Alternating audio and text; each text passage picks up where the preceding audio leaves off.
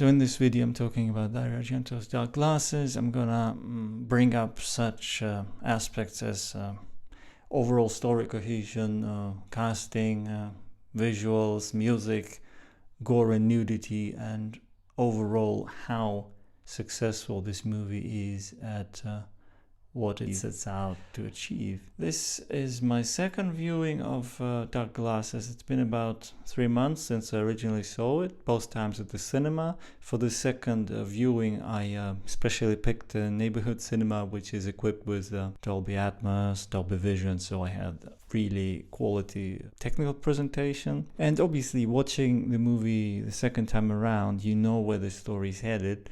So it's easier to start kind of analyzing it and looking into how well it's put together. Most things I enjoyed the first time around also work the second time around, specifically the music and how well it goes. It often goes hand in hand with the images, so the score is really good. Some of the samples reminded me of Tenebrae in terms of ambience, in terms of sound. As you watch the movie again, you realize there are very few characters actually, and most of the movie it's Ilenia Pastorelli, and she has a bit of interaction with Asia Argento's character and the kid character, but mainly all the other characters, including the killer, just pop in and out, so she never really gets to build up a relationship with anybody. And this is what I found curious. According to Argento, I think the motor, the story motor, is the culture clash between this Roman sex worker and this immigrant Italian Chinese kid.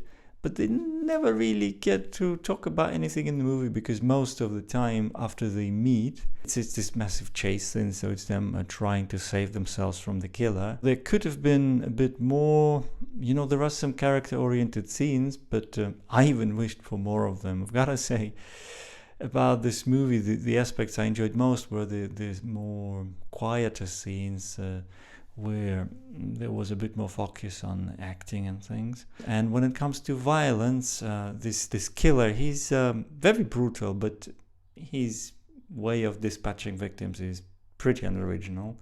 I mean, you've definitely seen cooler deaths before in Dario Argento. There's some pretty standard stuff in Dark Glasses, just kind of a large carving knife or kitchen knife, things like that, some garrotings. The blood, there are some insistent close-ups on like bleeding victims, which I could have actually done without.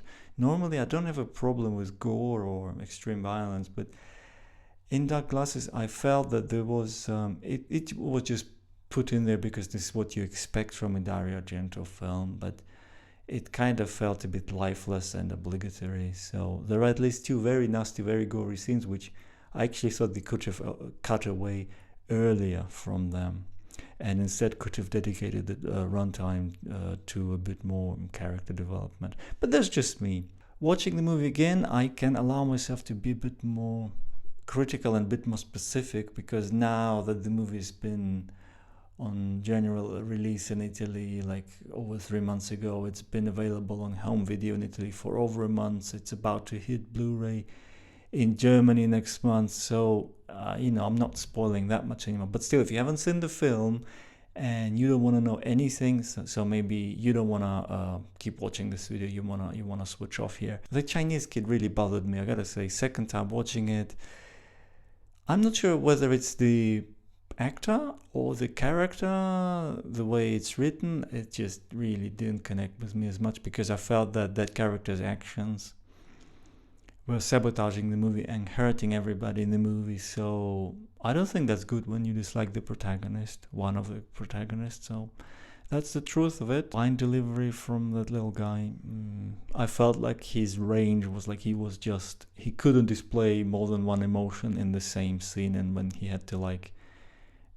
within the same scene kind of change from one emotion to another, that was just very awkward. So as for the good things, I definitely still feel like the opening act of the film is almost magical, and when the movie works, it really works. And with that score, you just really feel the door sort of half opens into the Dario Argento universe, and it's that beautiful feeling of being there one more time. I just cannot tell you how much it means to me. let me bring up the visual effects, because some of the it's mainly practical effects, but there is some cosmetic CGI in this movie, and some of it is a bit awkward. I noticed it the first time around, but the second time around it became a bit more, let's say, glaring. So I don't know if you remember Phantom of the Opera, when the guy was impaled on that stalactite or stalagmite. So it's the same kind of, let's say, not exactly realistic CGI in one or two very brief scenes in Dark Glasses, which kind of limits the film's realism. But anyway, it's not a realistic movie by any stretch, especially when it comes to the story flow, because it starts more or less coherent, but as the movie develops, I became aware of a number of plot holes, and they're nothing too bad, but there is definitely a dreamlike atmosphere taking over from realism as the movie progresses. There is, at some point, one of the characters seems to disappear, and for a while it's not even sure. It looks just like he dropped out of the movie, almost like, when Bill Pullman drops out of Lost Highway. It's just inexplicably, just he's not there anymore. Those sort of things. And some of the editing I thought was really sublime and artistic and valid. So I think the editing plays to the movie's strength. The movie is also very tight. It doesn't outstay its welcome. It's something like 90 minutes long, and it plays beautifully at that sort of length. The finale has a bit of this Deus Ex Machina moment, where the resolution, the salvation, it's not that the characters bring it about, but it's given to them. So they're kind of magically released from their predicament, which, I don't know if you remember Demons, when suddenly there is this chopper crashing through the cinema ceiling and crashing inside.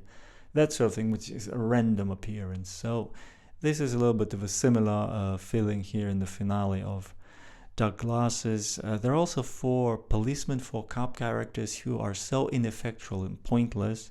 They're completely redundant, and some of them die, some of them just sort of stand about. Apart from the main character, everybody else feels like a supporting character, especially the maniac. He leaves so little impression.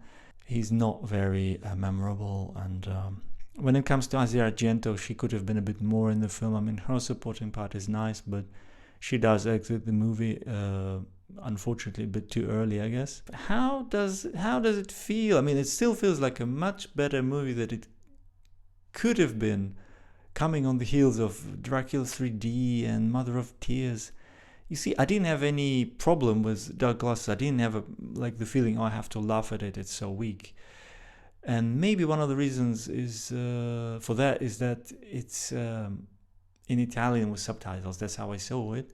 So there wasn't that awkward dubbing, and while there are some weird moments, it's still a coherent enough film. So I didn't have so much to complain about. There weren't as many head scratches in Dracula 3D or just outright trash moments, in my opinion. So I'm really glad this movie has made it to the big screen eventually, and is about to hit home video, and hopefully North America will be treated to Dark Glasses sooner rather than later. The movie kind of peaks at the end of the first act, and after that it's gained some momentum, and then this momentum kind of carries the rest of the movie over the more improbable moments.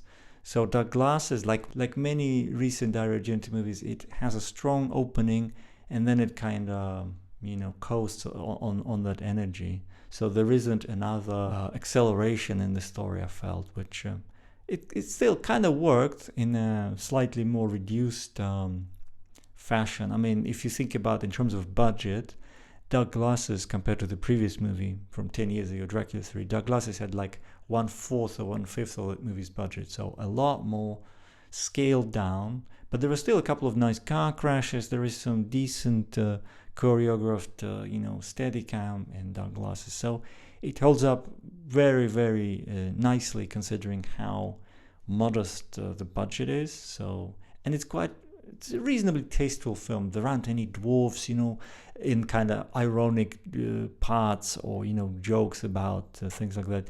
As for nudity, I really felt that like there are two topless scenes from the lead actress, and yeah, she portrays a sex worker, so I guess some nudity is justified. But I mean, I don't have a problem with boobs in films, but I mean, the second nudity shot later in the film was a bit random, and it felt a bit awkward at that point in the story. I liked very much actually the fashions. I think she's wearing things from Fendi, so it's actually for a blind person an extremely well dressed person. So that was cool. The finale of the film could have done with a little bit more. With a more complete ending, so things do get wrapped up in a satisfactory fashion, but yeah, it could have been a bit more elaborate, or there could have been a bit more focus on the character one more time. About the cinematography, I thought there were a lot of static shots in Dark Glasses. I actually like the static shots more than the kind of prowling Steadicam. So the quieter scenes when the characters are sitting down. I remember distinctly there is that scene, Asia Argento and Ilenia Pastorelli are sitting on this patio with some shrubbery, with some trees in the background, and it's a nice, very simple shot actually. So they're just talking, but it just looks beautiful because these are nicely composed shots, and there is that deliberate also bit of lens aberration along the edges of the scope frame, which kind of creates that noticeable prism sort of effect with colors separating, rainbow effect along the edges of the frame, and it looks really nice. So it's a digitally shot movie, but it's carefully handled, so it has quite a nice cinematic look. Also, the aftermath of the car crash is probably one of the more wow moments in the film, where everything comes together so well. The editing, the lighting effects in this nighttime scene, and how suddenly mobile the camera work becomes. So that was another stand-up moment. So I thought the talking scenes were really quite well done for this genre of the movie, let's put it that way. And the violent episodes of Dark Glasses were a bit more generic and felt somewhat unoriginal. So this is my overall assessment of Dark Glasses. Thanks a lot for watching.